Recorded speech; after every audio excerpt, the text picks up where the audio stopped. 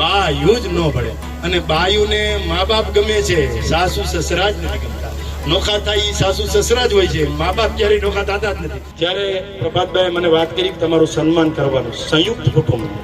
પણ સંયુક્ત કુટુંબ એટલે તમને બધાને કહી દઉં, મારા પપ્પાના કાકા એના દીકરીઓ, એના લગ્ન, અમારી દીકરીનો જેટલો ચોરીનો માંડવો એટલો જ એનો માંડવો, અમારી દીકરીના જેવડા ઘરેણા એટલા જ એના ઘરેણા, અમારી દીકરીનું જેટલું કરિયાવર એટલું એનું એ ચારેય દીકરીઓના ખાતામાં 1-1 લાખની એફડી અમે કરી દીધી પરિવાર.